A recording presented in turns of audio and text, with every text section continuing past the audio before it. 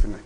lu am solo ci mbirum Mame Mbaye Niang ak Ousmane Sonko ci li nga xamante ne gis nañ ñu naan maître Bamba Cissé day demander Cour suprême mu arrêté li nga xamante ne verdict bi nga rendoon le 4 juin 2024 ñu naan selon dès lors la Cour suprême n'aurait pas pu statuer sur le fond de cette exception mais plutôt de l'envoyer l'affaire devant le Conseil constitutionnel mu nekk loo xamante ne gis nañ tey posture maître Bamba Cissé ak li nga xamante ne mu ngi koy défendre tey Tange tey ku mel ni maître Bamba Cissé ak li nga xamante ne comme ni Moustapha wax taxawoon na waat tey mbirum Azoura ñu bari tax ñu wanoon ko ci gannaaw tey muy wax que ne li nga xamante ne mooy mbir mi ñu yóbbu ko li nga xamante ne mooy conseil constitutionnel.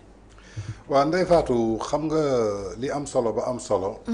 mooy li nga xamante ni gis nañ ko. muy lan. bukki bi matt Barthélémy Dias. parce que maître Bamba Cissé est un avocat il est dans son rôle. rabat d'arrêt dafa bokk ci lu la yoon may. dëgg la. bul fàttee ni que dossier ak Mame Mbaye Niang lan moo ko jur. publiquement le leader du parti Pastef toog ci point de presse. jàkkaarloog taskatu xibaar yi.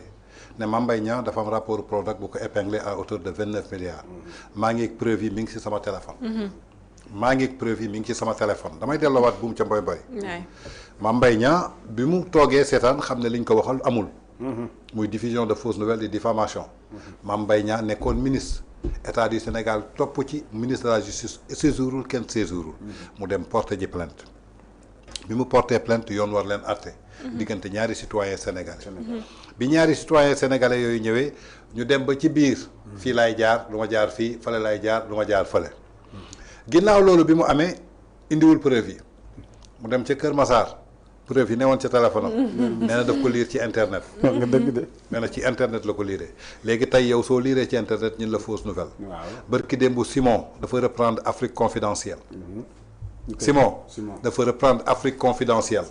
ñu ne ko Afrique confidentielle fiable du source. moom mu lire ci internet. wax ko sénégalais yi ñu d'accord ko. moo tax man la Dieu est juste. yàlla du juum du jaawle.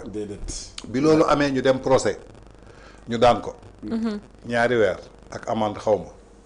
tribunal hors classe bu Dakar. Mame Mbaye Niang gis ni que àtte bi d'accordu ci. yoon may ko mu def recours. cour d'appel.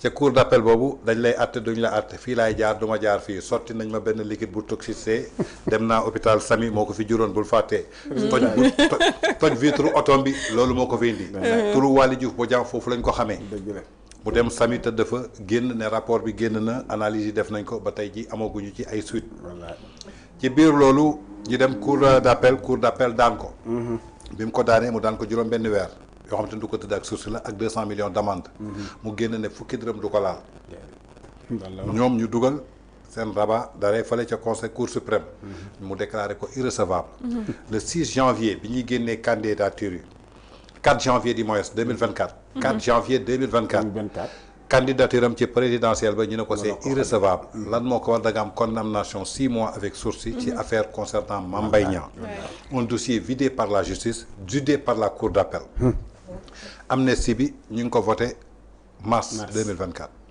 voilà kon amnistie bi ak li jotewuñu laale parce que amnistie bi mooy fee yu ñu attewul mooy affaire vol de portable bi ñu ko téye woon ak charge yi ñu ko tegoon loolu mooy amnistie bi su ñu ñëwee tey si maître Bamba Cissé affaire Mame Mbaye Niang leader du Pastef demande à la cour suprême d'annuler l'arrêt rendu le 4 janvier 2024 arrêt bi nga xamante ni dugaloon nañ ko le 4 janvier ñoom cour suprême dugal seen arrêt le 4 janvier 2024 moom daf leen demandé nañ ko annuler en effet lu mu wax exception d'inconstitutionnalité soulevée par les avocats du leader du Pastef a été jugée tardive et par conséquent déclarée irrecevable par la Cour suprême nee na a été jugée tardive nee na a été jugée tardive le temps de la justice n'est pas le temps de la politique Lat Diop def na plus de 6 mois wallaay boobu ba léegi ñu ngi nii septembre la duggoon bientôt septembre 1 an ba tey jii kenn jugé wu ko pourquoi les avocats de Lat Diop ne wuñu jugement bi dafa tardif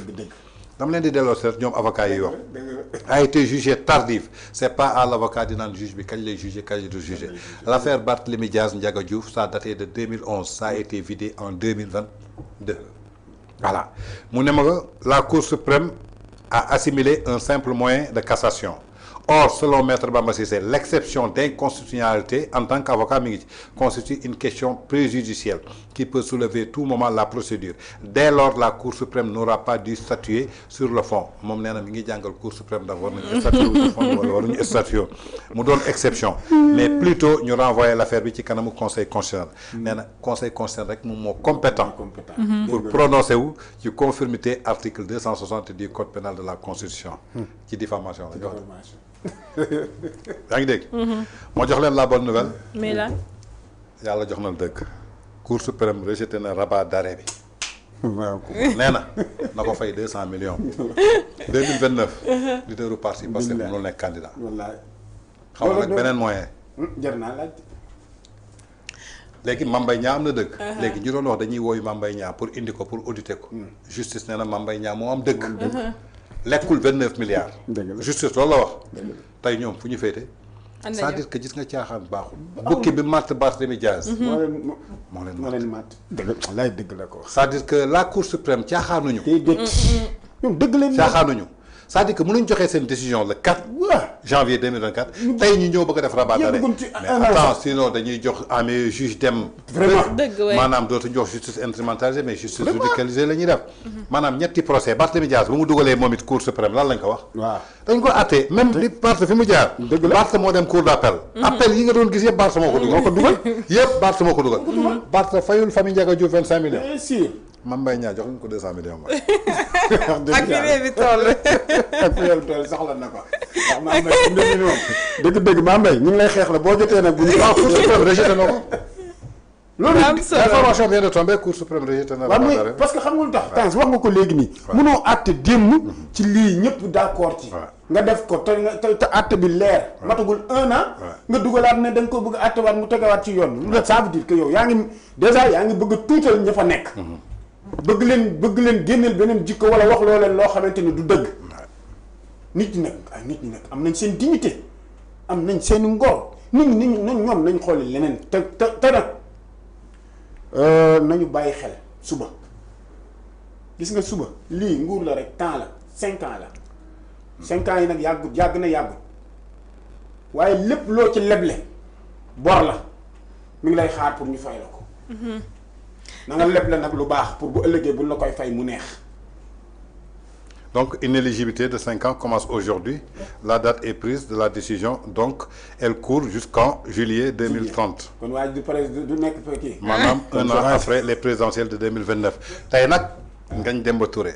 Bini Dané Bart, la fané, so dougalé rabat d'arrêt.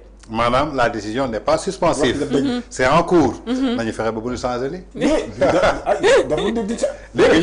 tey lañ joxe décision bi à partir de tey la léegi bu ñu yóbbu nag date bu ñu ko dugalee jour boobu lay commencé waaw parce que élection présidentielle yi c'est en 2029 waaw tey su ñu jàppee à partir d'aujourd'hui lay inéligibilité bi di commencé parce que tey lañ ko rejeté donc jusqu'à juillet 2030 mënul nekk candidat fii ci élection donc ce qui veut dire que même candidature am ci député bi sax waruñu ko nam wax nga dëgg parce que loolu aussi lu mat a xoolaat la mais nag yàlla tey déggoo li ma la wax ni day taxaw fële di xaar nag sa bisu. en tout cas am na luy xeeñ. parce que Diomaye mi ngi fële ca Séville Espagne. daje na fa ak Macron gis nga dem Macron lu mu tweeté. loolu sax daf ma bett. ci renforcement économique bi jëmale ko ci wàllu culture ak défense. communiqué génn na léegi base militaire bu nekk xaw ma Rufisque ñu ngi koy rétrocédé te waxoon nañ dañ fiy jóge. am na luy xew daal. am na lu am solo. démb tenir nga discours que wax que ne heureusement ba yàlla defagul le président de la république. tey am na leneen lu daal di ñëw dalaat sa kaw ay mbirum yàlla à chaque fois rek day daal di wane li nga xamante ne. yàlla baax na yàlla moom lu namm ci doomu aadama rek da ngay xàcc fii mu daal di xàcc fële chaque jour da lay wan ne man may dernière ki nga xamante ne mooy yor dernier mot bi à chaque fois rek dañuy wan ay mbiram mais waxtu bi daal dinañu dab. mais est-ce que duñu xool communiqué bi xam lu mu indi. maam Thierno jox ñu communiqué bi.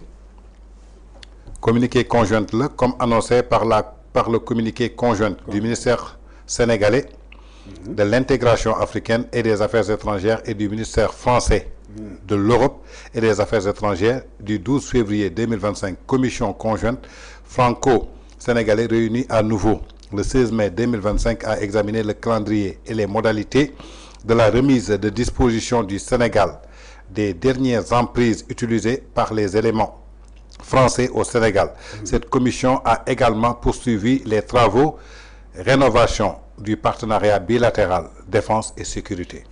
Conformément à la décision de la commission conjointe du 16 mai 2025, dans le respect de la procédure établie par les traités instituant au partenariat de manière de coopération militaire entre la République française et la République sénégalaise, le 18 avril 2012, la partie française a remis la disposition de la partie sénégalaise. Ce mardi 1er juillet 2025, la station d'émission d'Interarmée située à Rufisque en charge des communications de façade atlantique depuis 1960. Pour mémoire, les emprises maréchales de Saint-Exupéry situées à proximité du parc de Han ont déjà été restituées le 7 mars 2025 et le quartier contre-amiral Proté situé au port de Dakar a été restitué le 15 mai 2025. La dernière emprise seront restituées d'ici fin juillet 2025 selon le calendrier communément. Ah doy na waar. Voilà wait and see. lii lu leer la. li moom dafa leer kenn lu leer waaye nag gis nga démb bi ma déggee loolu ci mbiru Diomaye dafa dem di wax ak Macron. dama ne lii am